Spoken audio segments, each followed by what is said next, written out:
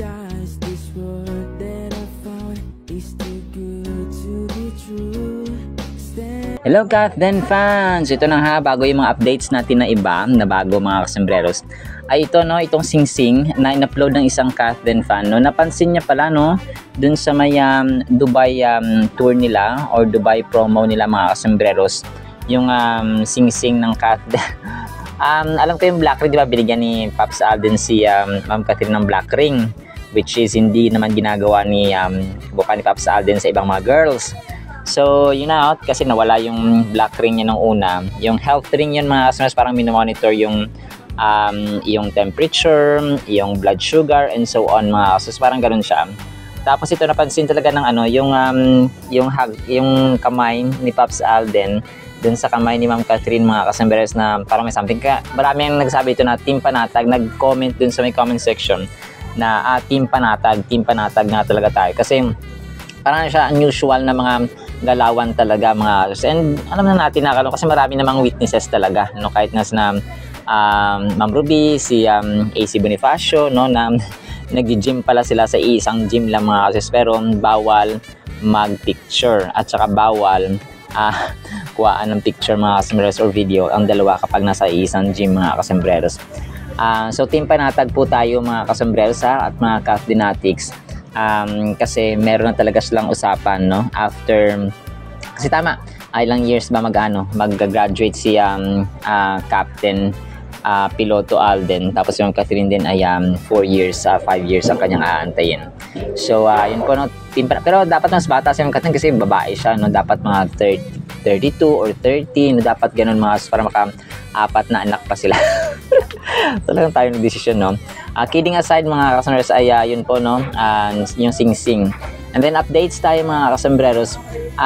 Ito, no, si Ma'am Catherine, ang kulit ng Ideal Vision, no, pinost kasi yung itsura ng Catherine dito sa may mga sa Ideal Vision na mga naka flash na picture niya ay ang kulit lang, no, mga kasembreros, Ideal Vision, kung saan sila nga ni Mami Min ang endorsers mga kasembreros.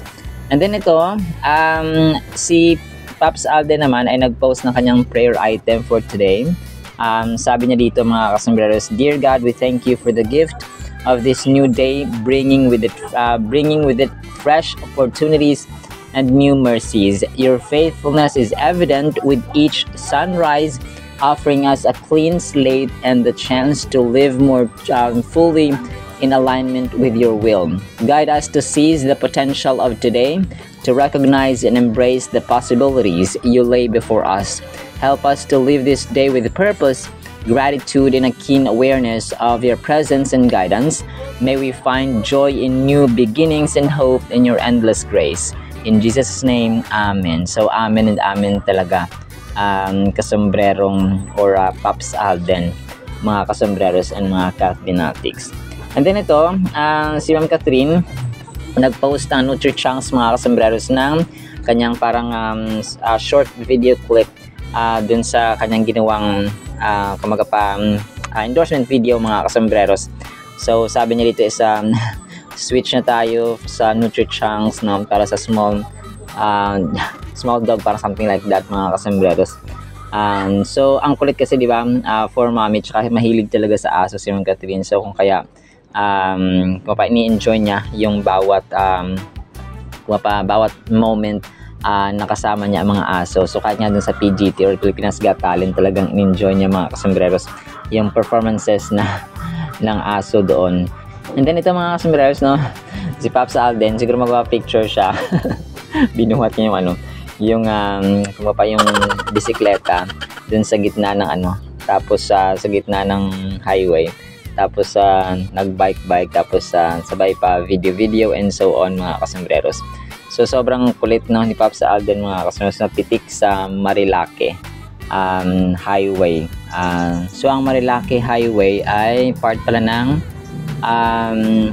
Infanta Road sa Marikina, at saka parang nagdudugtong siya ng Quezon at saka Marikina mga kasembreros sa Metro Manila. So yun po, no, ang kulit ng inyong Pops Alden sa pagbuhat ng kanyang ng kanyang bike po mga kasambreros. And then ito, may stolen shot siya ulit no, dito sa parang camera ng isang taga-pitik, paparazzi mga kasambreros. And then last item natin, hindi pala itong last item. So ito, next item natin, afternoon workout no, si Pops Alden dito mga kasambreros. And then yun, medyo naka-time lapse siya. And then itong last item natin mga kasambreros, yung mga Kathnel fans ay nabubuhay ng loob dahil dito sa chicharon no? Kasi nagbanggit si Pops, si DJ ng chicharon mga kasambreros na paborito niya. Tapos si Ma'am Catherine din ay paborito niya yung chicharon bulaklak. So all-time favorite ni Ma'am Catherine. So pero hayaan natin, wala namang gaano meaning yan mga kasambreros and mga kapantas, kasi tayo po ay team panatag.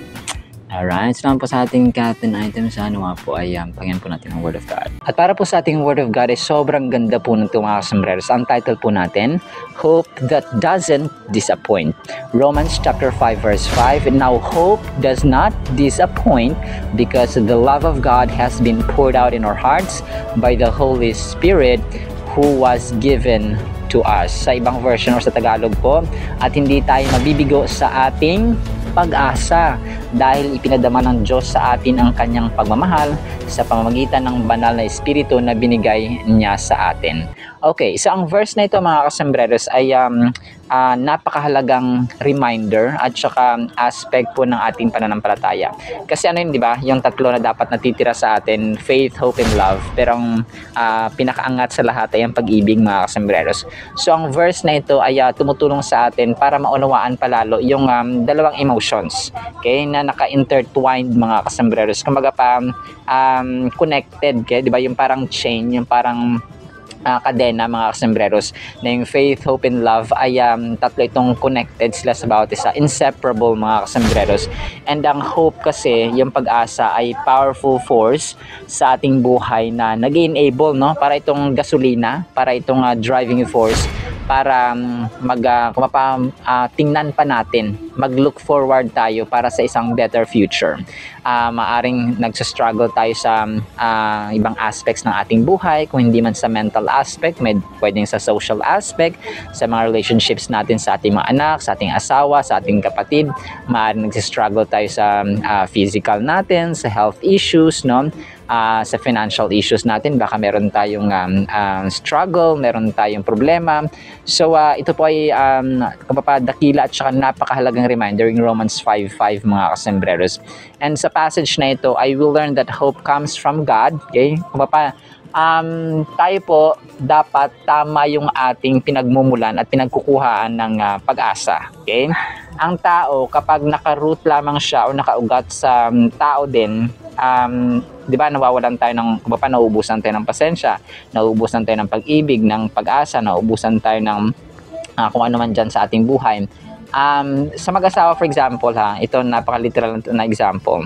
Kapag sa mag-asawa o sa mag-jowa, kapag nakabase lamang yung pag-ibig mo dahil minamahal ka ng jowa mo, may tendency na maghiwalay kayo. Okay? Hindi siya naka-root, hindi, kumbaga pa yung inyong source kasi, yung bawat isa lang, wala si Lord sa center. Kapag nawala na ng pag-ibig, yung iyong partner sa iyo, ay mawawalan ka na rin ng pag-ibig, tama? But kung meron kayong mutual understanding, meron kayong love, tapos nasa sentro pa si Lord sa inyo, kapag nawala ng pag-ibig yung partner mo sa iyo, makakapagsalok ka ng pag-ibig, ng source ng makapagsalok ka ng love sa kay Lord, because God is the ultimate and endless and forever na source ng pag-ibig. Nagets niyo po? Ganun po sa pamilya, ganun din, or lalo kasi sa mag-asawa, kasi yung mag-asawa talaga sila yung foundational persons sa isang pamilya, haligi at yung ilaw mga kasambreros, na kapag naghiwalay yung dalawang yun, yung nanay at saka yung tatay, ang tendency, madadown talaga ang buong family. Okay? So, kung kaya kapag nasa gitna si Lord sa anumang uri ng relationships mga kasambreros, let's say mag-asawa, talagang magkaka-misunderstanding man, magkakaroon man ng problema sa bawat isa, kapag nandyan si Lord sa gitna nila, magkakaroon ng forgiveness, magkakaroon ng humility, magkakaroon ng reconciliation. Ganon mga kasambreros, kung kaya napakahalaga na nakasentro at nakaugat, yung source talaga natin ng ating pag-ibig ay ang Diyos, no? At ang pag-asa, in lahat ng ng faith, no? Lahat po si Lord mga sus. Kasi siya yung, kumbaga pa sa isang balon, sa isang tuburan, spring, hindi po siya natutuyuan at hindi siya nauubusan. Okay, nagets po natin. This means we have a direct connection with God who loves us deeply. So when we experience challenges or hardships in our lives, it may feel difficult to hold on to hope. So napakahirap po talaga kasi wala ka na makapitan. Kung kaya yung mga taong down na down, yung taong punong-puno ng problema, sinasabi natin na yung Diyos lang yung ating nakakapitan talaga na anchor natin, angkla natin, napakatibay na angkla at pundasyon. So yung verse na ito ay himay-himay natin mga kasambreros, no? Ang phrase na hope does not put us to shame or disappoint mga kasambreros ay napakahalaga. It's essential. Nangangahulugan ito na yung the hope we have in God is never disappointing. So yun na, sabi natin kanina, unlike human hopes which can often fail, God's promises are steadfast. Okay, ibig sabihin siya mga kasambreros, maasahan at saka hindi siya natatapos at saka endless mga kasambreros. Next we see, because God's love has been poured out. So yung binuhos kasi, di ba, yung ating sabi dito na yung kanyang pagmamahal sa pamamagitan ng banal na espiritu. So ibinuhos, ipinadama ng ating Panginoon sa atin yung kanyang pag-ibig mga kasambreros, na kumbaga pa image ng pag-ibig ng Diyos sa atin na kumbaga pa striking. No, it symbolizes abundance. God's love isn't sprinkled lightly, instead it floods our hearts. So kumbaga pa umaapaw, bumabaha mga kasambreros ang pag-ibig ng Diyos kasi nga endless siya. So feeling loved can transform our perspective in life and how we view our circumstances. Tama yun mga kasambreros. Ang isang tao kapag puno siya ng love, magbabago ang kanyang perception sa buhay in general. Lalong-lalo na po sa usapang mag-asawa, sa usapang pamilya, mag-anak, magnanay, or magkapatid. So lahat po mga kasambreros na uri ng relationship. But the primary one is our family members. Kung kaya nagbabago, yung bata, nagbabago siya or nag-iba ang ugali ng isang bata kapag walang love sa family, kapag hindi siya na-foster, kapag hindi siya lumago mga kasambreros sa pamilya na puno ng pagmamahal. Magkaiba siya sa bata or sa baby, sa kid na pinalaki sa pagmamahal at pag-ibig. Kumaga pa pag-ibig na may disiplina. Okay? Magkaiba po mga kasambreros, sometimes yung mga batang hindi pinalaki ng magulang sa pag-ibig ay kumaga pa mga tawag dito, mga notorious, no, mga palamura, mga walang pag-ibig kasi nga hindi sila nag-ugat or pinalaki sa pag-ibig. As simple as that mga kasambreros. Magaspang ang ugali. So yun yung term natin mga kasambreros, magaspang ang ugali, magaspang ang pananalita. So sa Romans 5:5 mga kasambreros ay na-recognize natin na ang hope natin is very vital sa ating Christian journey and maging sa ating pamumuhay in general. Huwag na po tayong lumayo, no? Bilang mga Kristiyano, bilang mga anak ng ating magulang, bilang asawa ng ating asawa, bilang anak ng ating magulang natin, tayo po ay anak. So napaka-importante po ng pag-asa kasi nga 'di ba ang tao kapag nawalan ng pag-asa, kikitilin niya ang buhay niya. So mabubuhay tayo ng 2 araw, isang araw na walang tubig for example, pero ang tao kapag wala ng pag-asa, seconds lang ay pwede niyang kitilin ang kanyang buhay kasi hindi siya umasa. Kaya wala ng pag-asa at wala na siyang nakitang ilaw at solusyon sa kanyang problema. So napakadelikado mga kasambreros. Kung kaya let's hope in God kasi ang kanyang pag-asa ay hindi nagdi-disappoint. Alright, so now in the meantime, ako pagpalaan po tayo ng pag-ibig, pananampalataya at pag-asa in the mighty, holy, sweet, magnificent name, our Lord Jesus Christ. And everyone said, Amen and Amen. See you sa next segment po mga kasambreros and paalam po. I love you.